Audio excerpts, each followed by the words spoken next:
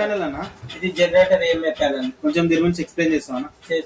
ఇది first door నుంచి మనం ఎక్స్ప్లెయిన్ చేసుకుందాము. ఇవి వచ్చేసి RYB indications, load and mains, load and D supply valve. అంటే లోడ్ అండ్ మెయిన్స్ అంటే పవర్ మీద ఉన్నప్పుడు, ఇది లోడ్ అండ్ డీజీ అన్నప్పుడు జనరేటర్ మీద ఉన్నప్పుడు, ఇది వచ్చేసి డీ సప్లై మన డీసీ వోల్టేజ్. ఇది బ్యాటరీ ఛార్జింగ్ గురించి పెడతాం. ఇవి ఆటో మాన్యువల్ స్విచ్. అంటే ఆటోలో పెట్టుకున్నప్పుడు ఆటోమేటిక్ గా జనరేటర్ ఆన్ చేస్తుంది, ఆటోమేటిక్ కట్అప్ చేస్తుంది. ఇది మాన్యువల్ అన్నప్పుడు ఈ నుంచి పుష్ బటన్ నొక్కవచ్చు. ఇది స్టార్ట్ అంటే జనరేటర్ స్టార్ట్ అవుతుంది, స్టాప్ అంటే జనరేటర్ స్టాప్ అయిపోతుంది. ఇది ఆటోమేటిక్ రెండు విధాలుగా వర్క్ అవుతుంది అనమాట మనకి జనరేటర్. ఒకటి ఆటోలో రన్ అవుతుంది, ఒకటి మాన్యువల్ గా. ఆటో అంటే పర్సన్ లేకుండా ఆటోమేటిక్ గా రన్ అవుతుంది. ఇక పర్సన్ తో నింపి మాన్యువల్ గా ఆన్ చేసుకోవడం. ఇది బైపాస్ స్విచ్. ఇది ఎమర్జెన్సీ గురించి. అంటే ఇప్పుడు లోపలికి వెళ్ళి మనం చూపెడతాం దీని గురించి. ఇది బైపాస్ అంటే ఈ సెటప్ ఏమైనా ప్రాబ్లం వచ్చినప్పుడు దీన్ని యూజ్ చేసుకుంటాం. టెక్నీషియన్ వచ్చే వరకు అప్పుడే యూజ్ అవుతుంది. ఏమైనా ఈ కాంటాక్ట్స్ కానీ ఏమైనా ప్రాబ్లం ఉన్నప్పుడు, టైమర్స్ కానీ ఏమైనా ప్రాబ్లం ఉన్నప్పుడు ఇది బైపాస్ లో పెట్టుకొని మనం టెక్నీషియన్ వచ్చే వరకు రన్ చేసుకోవడం అనమాట. ఇది మోడ్ అంటే ఏఎంఎఫ్ లో నడుస్తుంది. అంటే ఈ సిస్టమ్ తోని. ఇది 1 అంటే ఎలక్ట్రికల్ పవర్ గురించి నడుస్తుంది బైపాస్ లో. ఇది 2 అంటే జనరేటర్ పవర్ మీద బైపాస్ గురించి. ఇప్పుడు దీని గురించి మాట్లాడుకుందాం. టైమర్స్ గురించే కానీ, ఎంసీబీల గురించి కానీ, దీని గురించి. ఇది ఆటోమేటిక్ రన్ చేసే సిస్టమ్ ని ఆటోమేటిక్ రన్ చేసే టైమర్స్ ఇది. ఓకే. ఇప్పుడు పవర్ పోయింది అనుకో ఆటోమేటిక్ ఇవే నడిపిస్తుంది అనమాట. ఈ కంట్రోల్స్ మెయిన్ ఇంపార్టెంట్ మనకు. ఒకసారి మనము చెక్ చేద్దాము. చెక్ చేసి చూపెడతాము.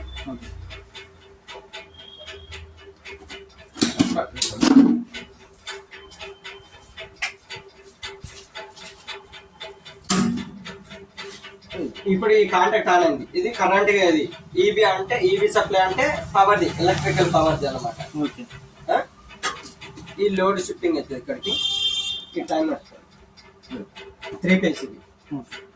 ఈ లోడ్ మీన్స్ అంటే లోడ్కి వెళ్ళినప్పుడే ఇట్లా ఇండికేషన్ వస్తుంది. అంటే కింద లోడ్ వెళ్ళినప్పుడే ఇండికేషన్ వచ్చేది. ఇప్పుడు డీజీ ఇద్దాం. అంటే బైపాస్ లో చెక్ చేసి చూపెడుతున్నాను మీకు.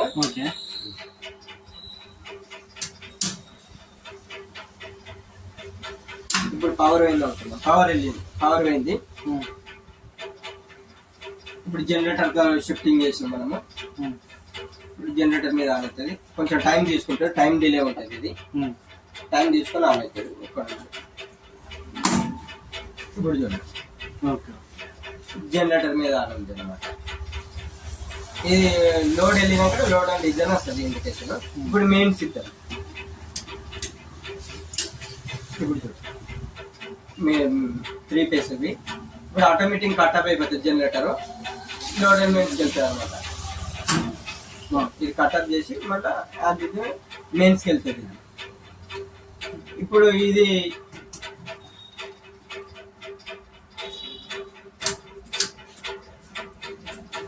డీ సప్లై అనేది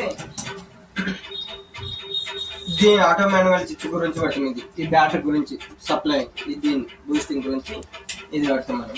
డీ సప్లై ఉందా లేదా కంట్రోల్ కానీ.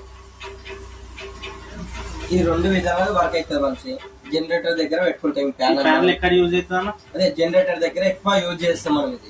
ఇది ఏఎంఏ ప్యానల్ అని అంటాం. ఏఎంఏ ప్యానల్ ఫుల్ మీనింగ్ అంటే ఇక్కడ నుంచి మన ఈ 2 విధాలుగా వర్క్ అవుతుంది మంచి. ఒకటి మనమే ఇక్కడ నుంచి జనరేటర్ ఆన్ చేసుకోవచ్చు. స్టాప్ కొట్టుకోవాలి. లేదు ఆటోలో పెట్టుకుందాం అంటే పర్సన్ లేకుండా ఆటో పెట్టి రన్ అవుతుంది అనమాట. అంటే పవర్ పోగానే ఆటోమేటిక్ జనరేటర్ ఆన్ చేస్తుంది. మన పవర్ రాగానే ఆటోమేటిక్ ఆటోలో రన్ అవుతుంది, మాన్యువల్ గా రన్ అవుతుంది. 2 విధాలుగా వర్క్ అవుతుంది ప్యానల్. ఇది ఏఎంఏ ప్యానల్ అని అంటాం మనం దీన్ని. మాకు ఈ ప్యానల్స్ కావాలంటే ఎట్లా కాంటాక్ట్? కింద ఉన్న నంబర్ కాల్ చేయండి. మనం నంబర్ ఇస్తాము. వీడియో కింద నంబర్ పెడతాము. పాత ప్యానల్ సర్వీస్ కూడా చేస్తారా?